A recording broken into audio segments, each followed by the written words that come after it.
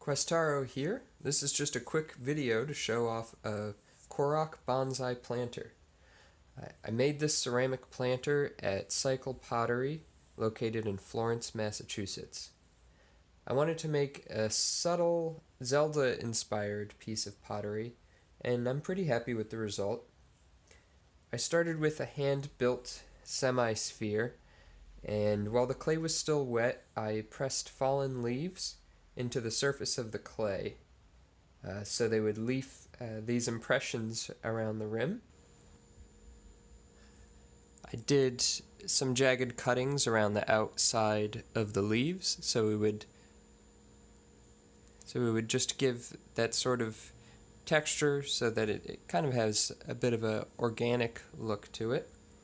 Then after firing it the first time, I did an underglaze of orange and brown, red and green, depending on the leaves, and then topped it off with a overglaze of this jade green that you see here.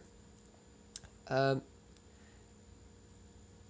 say I'm pretty happy with the results, but I made the mistake of totally dunking the entire piece in the overglaze, and as you can see, the colors of the underglaze don't show through very well, but they serve more as a wash to accent the lines from the leaves and the eyes and little faces and everything.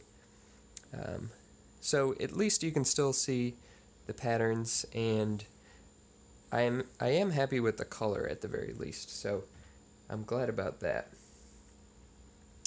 I also should have used some more reference images for the Korok faces. A lot of them kind of look like generic smiley faces, except for the Makar-inspired face that came out pretty good. I'm happy with that one, and we'll probably be showing it from that side for the most part. Lastly, I added some felt stickers on the bottom, the same kinds that are used on the bottom of your kitchen chairs to prevent from marring the floors.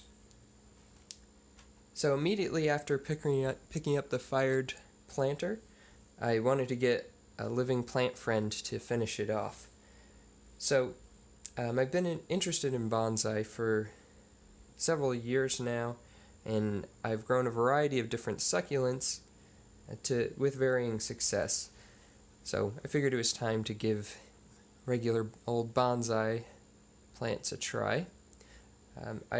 The people at Cycle Pottery recommended that I check out the Hadley Garden Center, not too far from that location.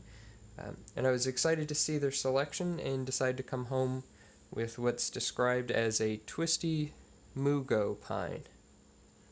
The description on the tag made it sound pretty manageable for a beginner.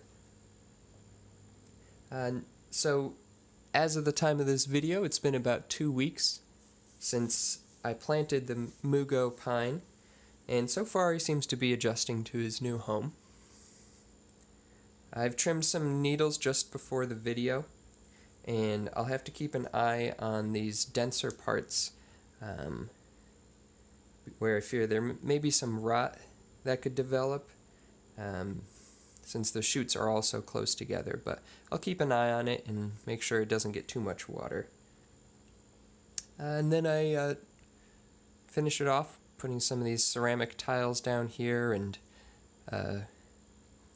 this Nendoroid Wind Waker shield and Figma Twilight Princess sword as well. Just nice little decorations.